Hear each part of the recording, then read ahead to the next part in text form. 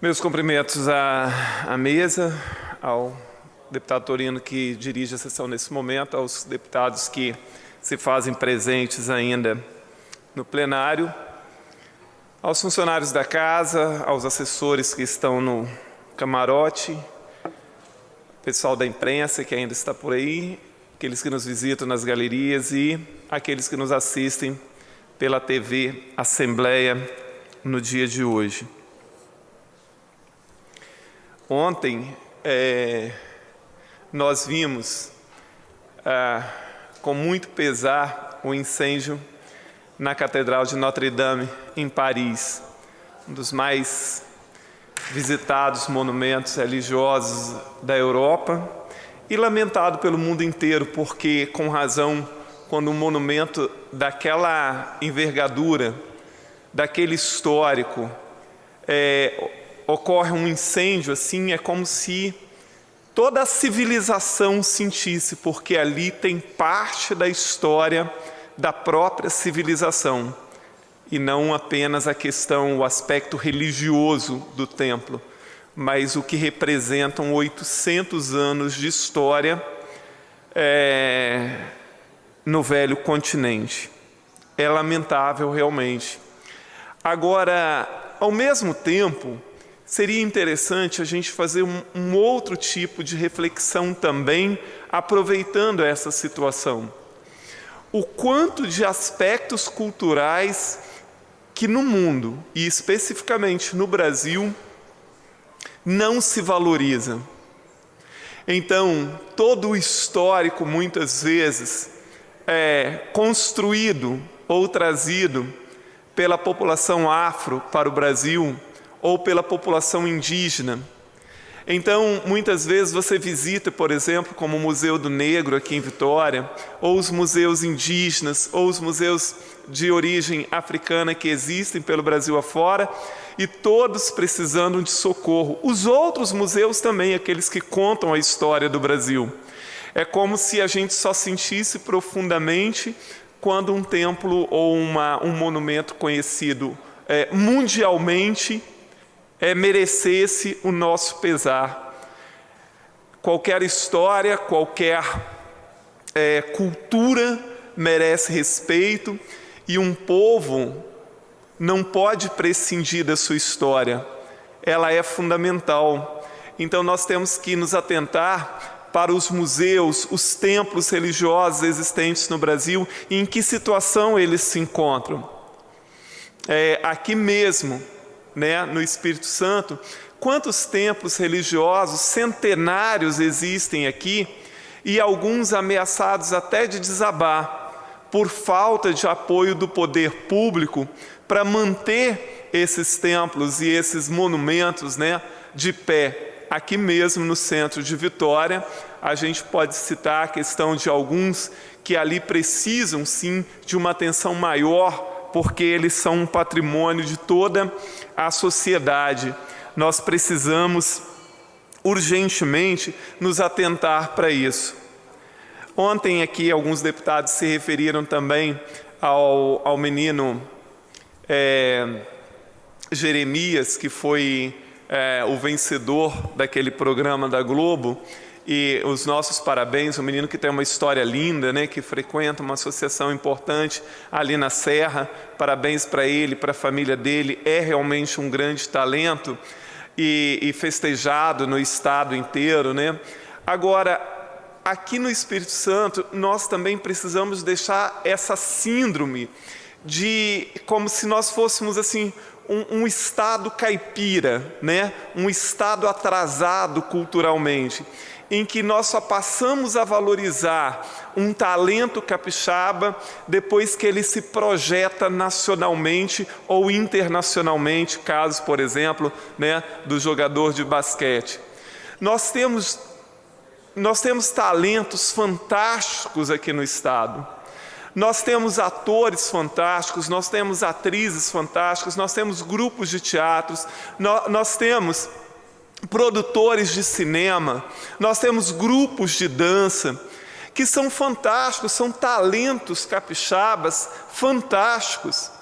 Agora, quando tem um show, por exemplo, de um cantor ou de um grupo capixaba que não é, né, conhecido nacionalmente, para conseguir colocar numa casa de espetáculo 50 ou 100 pessoas é uma dificuldade, e isso pagando às vezes um ingresso de 5, 10 reais. Quando um grupo de teatro capixaba se apresenta aqui nos teatros, principalmente da Grande Vitória, o número de pessoas que frequentam teatro, quando se trata de um grupo de teatro capixaba, é mínimo. Às vezes lota quando vem um grupo de teatro do Rio ou de São Paulo, que traz atores globais ou atores já renomados pelo país afora, mas esse reconhecimento não tem do nosso artista capixaba.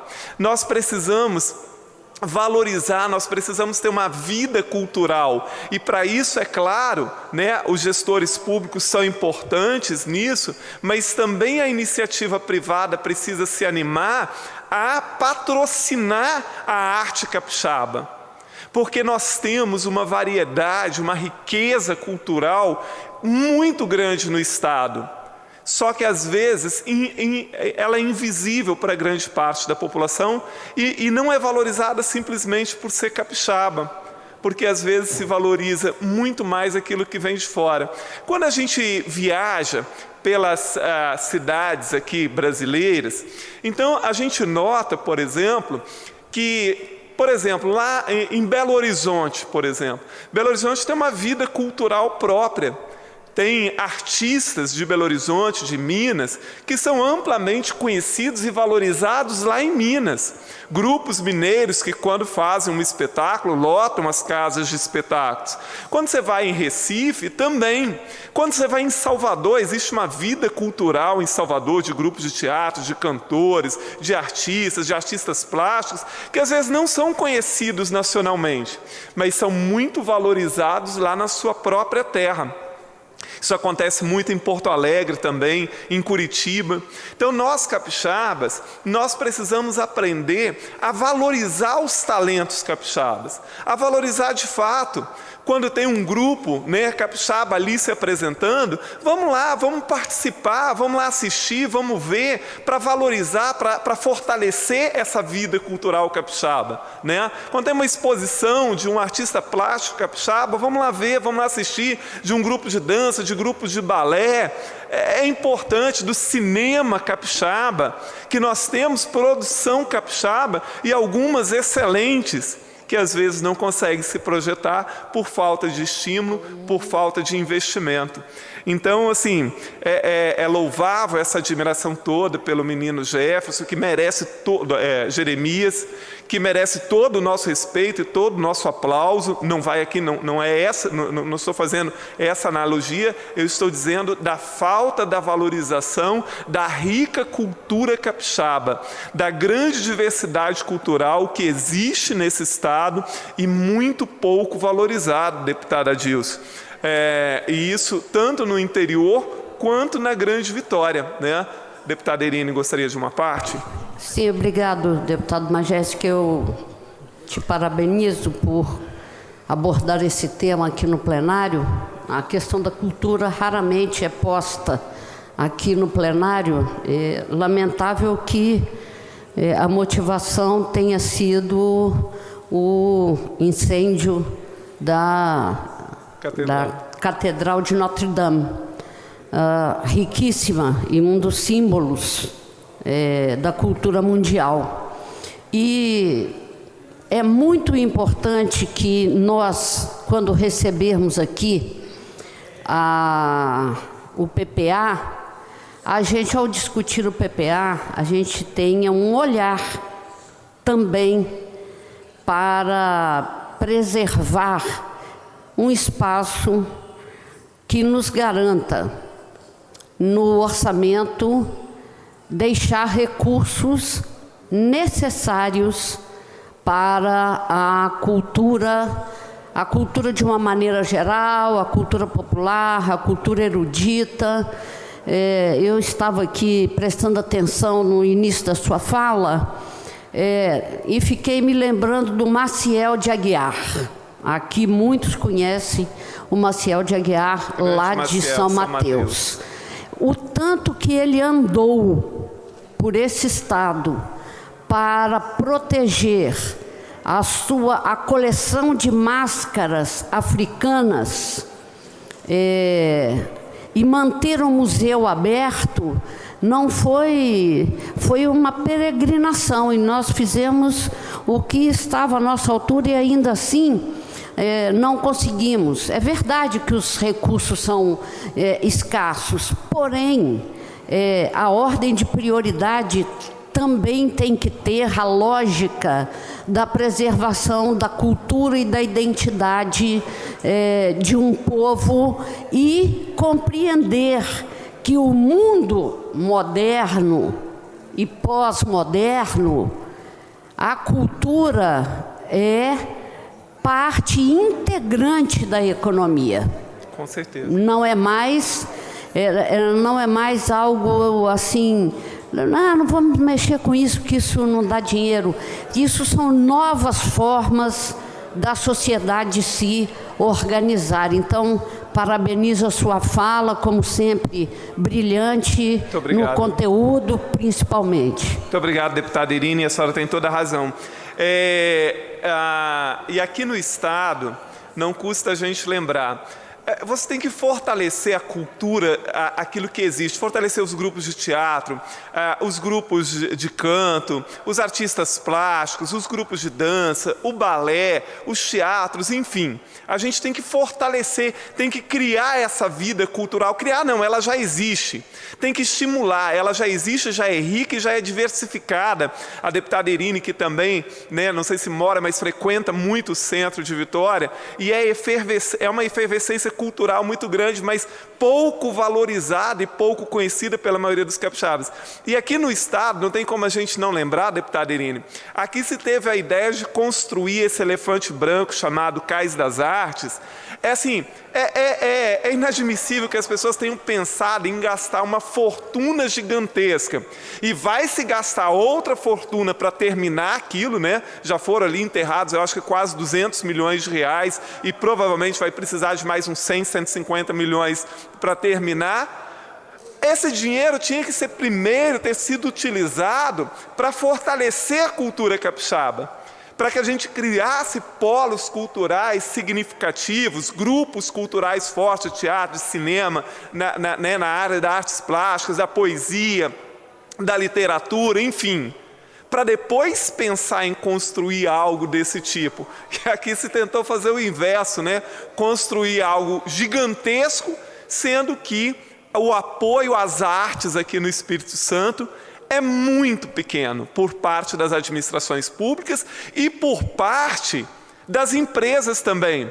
Então, muitas vezes você vai conversar com quem produz teatro, cinema, artes plásticas. Então, se você vai buscar um patrocínio junto às grandes empresas, se é artista capixaba, se é para um grupo capixaba, é muito difícil que se consiga, Agora, quando é um grupo renomado, artistas renomados, tem uma facilidade muito maior de adquirir recursos. Então, é necessário, é fundamental. Então, as pessoas criticam o tempo inteiro a leis como a Rouanet, por exemplo. Pode ser que a lei seja mal utilizada, mas ela é fundamental. Ela é fundamental para que a gente continue estimulando a arte. Aqui em Vitória tem a lei, se eu não me engano, a Saúl Navarro, se eu não me engano, também, que é uma lei importante, ela precisa existir, e esses grupos poucos conhecidos, essas pessoas que trabalham com arte, aqui no Espírito Santo, elas precisam ser valorizadas. Nós temos uma riqueza cultural muito grande, só precisa ser fortalecida para que seja conhecida por todos os capixabas. E é um dever nosso, dos capixabas, valorizar a arte capixaba, que é rica, que é linda, que é fantástica, mas que precisa muito do apoio de todos nós, seja da população, do poder público e do poder privado também. Muito obrigado, presidente. Deputado Sérgio Magés, inclusive, eu sou presidente da Comissão de Comunicação Social e Cultura, gostaria de convidá-lo sempre a participar. De 15 em 15 dias nós temos a comissão, ela começa às 9 horas da manhã, logo depois o Carlos Zon, que é o presidente da Comissão de Turismo e Desporto, temos a de Turismo e Desporto, e a sua ideia hoje foi maravilhosa como sempre. Muito obrigado, deputado. Obrigado ao senhor deputado Sérgio Majeski. Passamos agora para os oradores inscritos. Com a palavra, deputado Lorenzo Pasolini. Eu gostaria que o senhor falasse ao microfone, deputado, fazendo um favor. Sei que o senhor deve estar cansado nesse exato momento. Tem trabalhado muito, andado 78 municípios. Boa tarde, senhor Gosto presidente. muito de ouvir sua voz. A recíproca é verdadeira, não tem essa eloquência, a qualidade de Vossa Excelência, mas estamos aprendendo aqui. Nos próximos 4 anos iremos evoluir certamente. A temperatura amanhã, não esqueça. Temperatura. Obrigado, senhor presidente. Eu vou declinar a pedido do deputado Alexandre Chambinho. Ok. Deputado Sérgio Majeski. Vem aqui, fale de novo, fale à vontade. São 4 horas e 28 minutos aqui na Assembleia Legislativa. Você acompanha os nossos trabalhos pelas redes sociais da Assembleia Legislativa, pelo Facebook, Instagram, YouTube e o site, anote aí, www.al.es.gov.br.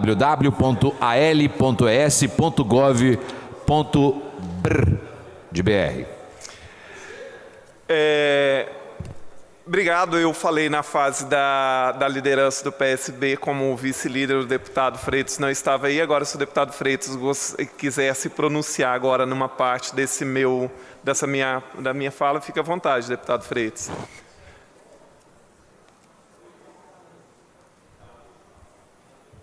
Eu espero ficar contemplado na fala de Vossa Excelência, meu querido amigo. Muito obrigado. Então, continuando agora como orador inscrito, antes eu falei, né, no lugar da liderança do PSB. Ontem eu comecei a falar sobre um assunto, mas o tempo foi muito curto, sobre aquilo que está ocorrendo hoje no MEC. O MEC é um ministério fundamental. Eu já narrei isso uma vez, mas muitos dos senhores deputados conhecem isso. Todos os países, sobretudo aqueles que se desenvolveram mais recentemente, eles provocaram uma grande revolução através da educação. E eu vou citar 2 especificamente, a Finlândia, na Europa, e a Coreia do Sul, no leste asiático. Esses países se tornaram altamente desenvolvidos num tempo relativamente próximo, né? E a Finlândia, até meados do século passado, a Finlândia era um país relativamente pobre, aliás, bastante pobre. Um país muito gelado, fica bem, né, no norte da Europa. E hoje a Finlândia tem um dos melhores padrões de vida do planeta. E a educação foi o grande caminho para que aquele país se transformasse no que se transformou hoje. A qualidade de vida é excelente para todo mundo. E o governo investe pesadamente na educação. A educação ela é pensada o tempo inteiro. Especialistas discutem a educação o tempo inteiro. Agora, por exemplo, eles estão numa discussão para eliminar as disciplinas no que seria o ensino fundamental e médio aqui no Brasil. Mas eles estão há mais de 6 anos discutindo isso. Quer dizer, qualquer mudança na educação é amplamente discutida e discutida com a sociedade. Então é assim que é necessário ser feito, é assim que você consegue mudar a educação, é discutindo com a sociedade, tendo à frente especialistas na área de educação. A Finlândia e a Coreia do Sul aparecem quase sempre entre os países que encabeçam os primeiros lugares do PISA. O PISA é uma avaliação internacional promovida pela OCDE e que fazem parte outros países também, como o Brasil não faz parte da OCDE, mas realiza a prova do PISA. É uma prova aplicada a alunos de 15 anos, em 65 países atualmente. É uma prova de linguagem, de matemática e de ciência. E o Brasil sempre ocupa os últimos lugares do exame do PISA, ao contrário da Coreia e da Finlândia, que sempre estão ali entre os 5 primeiros, pelo menos. Porque, assim, qual é a valorização efetiva que se dá à educação no Brasil? Quais as metas que nós temos para os próximos 10 anos? Então, assim, como está a educação hoje e como nós queremos que ela esteja daqui a 10 anos. Porque sem metas e sem estratégias, nós não vamos chegar a lugar nenhum. E isso fizeram esses países. Isso fez a Coreia do Sul, fez a Finlândia. Entre outros países, Portugal e Polônia também estão vivendo quase que uma revolução na educação. E é curioso, deputada Dilce, que alguns países tradicionais, como o Reino Unido, por exemplo, começaram a observar essa liderança constante de países como a Coreia, a Finlândia, a Nova Zelândia, a Austrália. E aí, o governo britânico resolveu mexer, né, na política educacional do país. E aí, o que eles fizeram? Eles convidaram 100 especialistas em educação, de pessoas que entendiam muito de educação, e mandaram essas pessoas para esses países onde a educação tem melhorado muito, como Finlândia, Coreia do Sul, Nova Zelândia, Austrália, Portugal, para, a partir do diagnóstico dessas pessoas, vendo o que esses países têm feito, para que eles começassem um movimento de mudança nos seus currículos, na sua política educacional. É assim que se faz. É necessário que você tenha, discutindo a educação, pessoas que entendam de educação. Assim como é necessário que você tenha em segurança pública, pessoas que entendam de segurança pública, ou na saúde, ou seja, em qualquer área. Por que eu estou dizendo isso? Porque me assusta o que está ocorrendo agora no MEC. É claro que ao longo da história do Brasil, sempre o ministro indicado, ou sempre não, mas na maioria das vezes o ministro indicado para o MEC não é um especialista em educação. E nem acho que ele deva ser, porque ele é um gestor de despesa. Então, se você tiver alguém ali que é bom em gestão e tal, não tem problema até, desde que ele seja muito bem assessorado por quem entende de educação. Agora, com essa troca do ministro da Educação, todos os principais cargos do MEC foram ocupados por especialistas em áreas como previdência, na área bancária, de não sei mais o quê. Ninguém até agora, para ocupar esses cargos de alto escalão, nenhum é especialista em educação. Nenhum. E para piorar, o INEP, que é o órgão responsável por elaborar o Enem, ontem foi nomeado um delegado da Polícia Federal. Olha só, como se nomeia um delegado da Polícia Federal para dirigir um órgão como o INEP? Seria como você pensar, deputado Enivaldo, colocar um professor numa das gerências ou das diretorias da Polícia Federal. Como diz o ditado popular, cada macaco no seu galho. No caso do INEP, era fundamental sim que ali tivesse alguém ligado à educação e conhecedor, sobretudo, de processos de avaliação. E o ministro anterior, porque agora no Brasil há um tal de ficar falando que nas escolas só tem comunista, que estão ensinando ideologia de gênero, que não sei mais o quê, um blá blá blá sem tamanho, que nos leva a nada e que a maior parte disso não existe, mas o governo nomeou 3 pessoas para fiscalizar o Enem, para ver se o Enem não está eivado de ideologia comunista e não sei mais o que, e um monte de bobagem. Nenhuma dessas 3 pessoas entendem absolutamente nada de avaliação. Quem é professor, sobretudo, quem conhece de educação e principalmente do ensino médio, sabe que o Enem é elaborado com técnicas moderníssimas, não é uma prova simplesmente para adquirir conhecimento.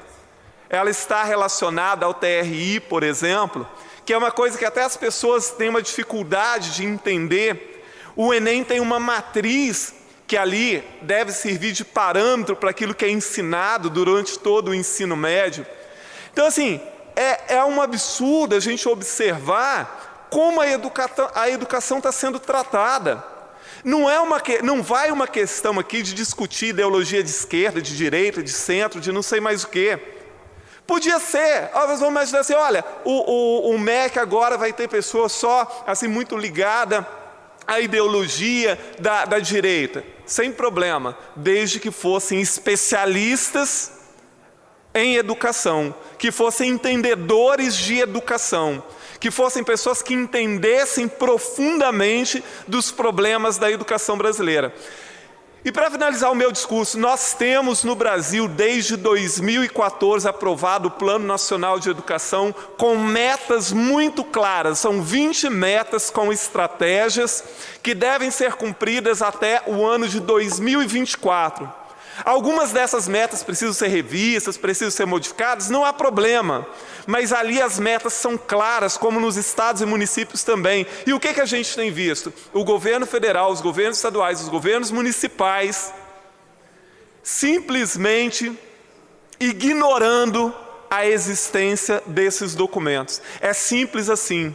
Se o governo não pode, tanto o estadual quanto o federal, os municipais não podem seguir todas as metas, escolham 4 ou 5 que sejam fundamentais e coloquem, essas 5 metas nós vamos perseguir para fazer a educação melhorar, nesse ponto, nesse.